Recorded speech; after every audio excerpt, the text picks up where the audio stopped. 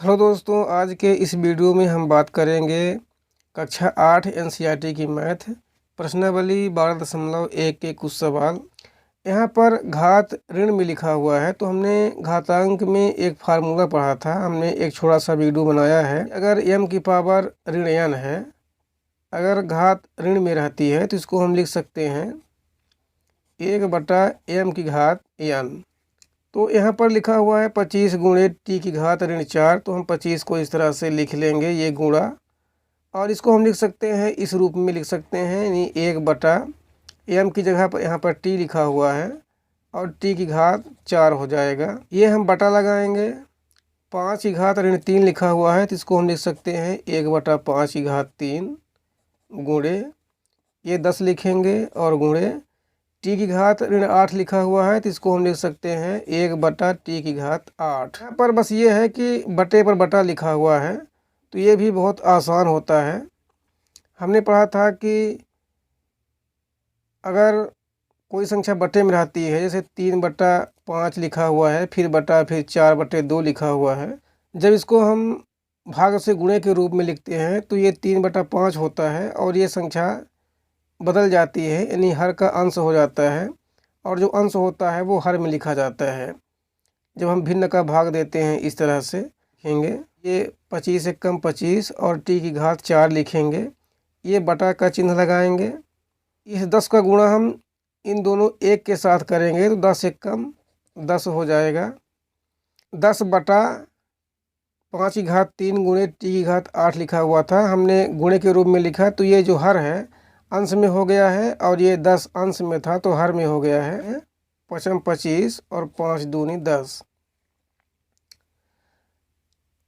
यहाँ पर आधार एक जैसे हैं, ये t और t आधार एक जैसे हैं, तो जब गुणा होता है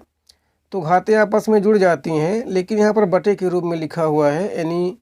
t की घात 8/t की घात 4 लिखा हुआ है। जब इस तरह से बटे में घातें रहती हैं और आधार एक जैसा रहता है, तो जो घातें होती हैं तो आपस में घट जाती हैं। तो यहाँ पर 8 में और 4 जो है तो घटेगा। 5 गुणे 5 की घात 3 गुणे टी की घात 4, ये बटा पूरे में रहेगा, और ये 2 बच रहा है, तो इसको हम यहाँ पर लिखेंगे। इस 8 में इस घात 4 को हमने घटा दिया है, तो यहाँ पर टी की घात 4 हो गया है। इसको हम हल करेंगे तो ये 5 गुणे 5 की घात 3 लिखा हुआ है, इसका मतलब है कि 5 का गुणा 3 बार होगा, और ये टी की घात 4/2। इसको हम लिख सकते हैं 5 25, और 25 का गुणा 5 से करेंगे तो 125, और 125 का 5 से हम गुणा करेंगे तो हो जाएगा 625/2, और ये गुणे में टी लिखा हुआ है, यानी टी की घात 4, ये हो जाएगा 625 टी की घात 4/2, यही हमारा आंसर हो जाएगा। ये हमारा अगला सवाल भी उसी तरह से है, तो इसको जब हम हल करेंगे तो यहाँ पर 3 की घात ऋण 5 लिखा हुआ है, तो इसको हम लिख सकते हैं 1/3 की घात 5 गुणे 1/10 की घात 5 गुणे 125, ये हम बटा का चिन्ह लगाएंगे, और 1/5 की घात 7 इसको हम लिख सकते हैं, गुणे 6 की घात ऋण 5 लिखा हुआ है, तो इसको हम लिख सकते हैं 1/6 की घात 5, हो जाएगा 125/3 की घात 5 गुणे 10 की घात 5, ये हम बटा का चिन्ह लगाएंगे, और ये 1 एक कम 1/5 की घात 7 गुणे 6 की घात 5, यहाँ पर भी बटे पर बटा है, तो ये 125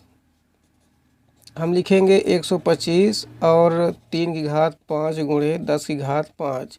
इस बटे को जब हम गुणे के रूप में लिखेंगे इस तरह से, तो ये जो हर में लिखा हुआ है कि 5 की घात 7 गुणे 6 की घात 5, तो ये अंश में हो जाएगा, यानी 5 की घात 7 गुणे 6 की घात 5, और ये अंश में है तो हर में हो जाएगा। इसको हम थोड़ा सरल कर लेंगे तो 125 को हम लिख सकते हैं 5 गुणे 5 गुणे 5, 5 25 और 25 पंचे 125,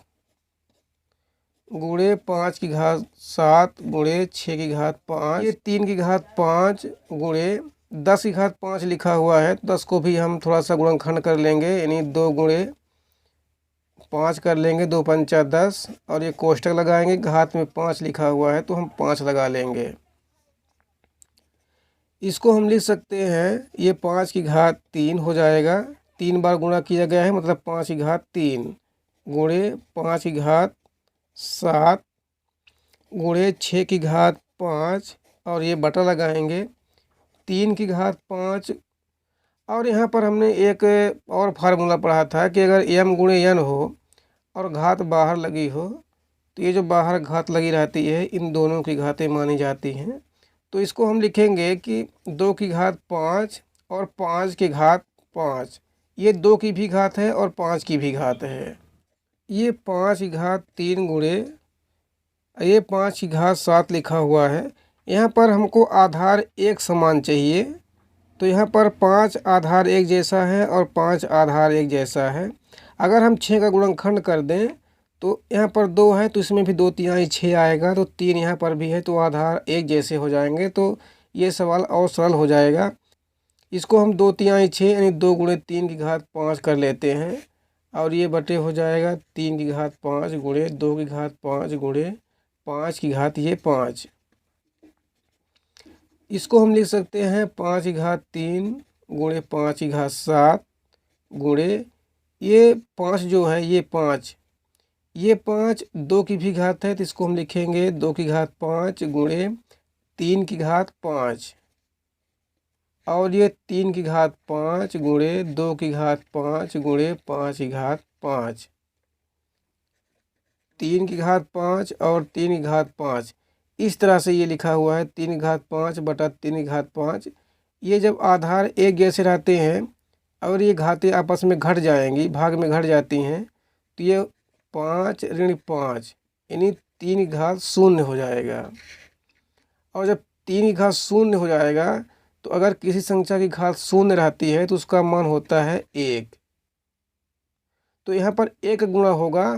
तो उतनी ही संख्याएँ आएंगी, तो इसीलिए 3 की घात 5 3 की घात 5 को हम घटाएंगे तो 1 आएगा अगर घातें घटेंगी।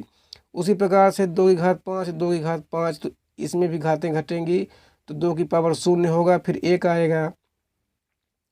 तो यहाँ पर बचेगा 5 की घात 3 और 5 की घात ये 7 ये बचेगा और यहाँ बचेगा 5 की घात 5। आधार एक जैसे रहते हैं तो गुणे में घातें आपस में जुड़ जाती हैं, तो इसको हम लिखेंगे कि 5 की घात 3 धन 7 ये घातें आपस में जुड़ गई हैं और ये 5 की घात 5, तो ये घातें आपस में जुड़ेगी तो ये 5 की घात हो जाएगा 10 और बटा 5 की घात 5। अब यहाँ पर आधार एक जैसे हैं लेकिन बटे के रूप में हैं यानी भाग के रूप में, तब यहाँ पर घातें आपस में घट जाएंगी, गुणे में जुड़ जाती हैं और भाग में घट जाती हैं। तो यहाँ पर होगा 10 ऋण 5 लिखेंगे 5, 10 में 5 को घटाएंगे तो 5 यानी 5 की घात 5 बचेगा। तो आज के वीडियो में बस इतना ही।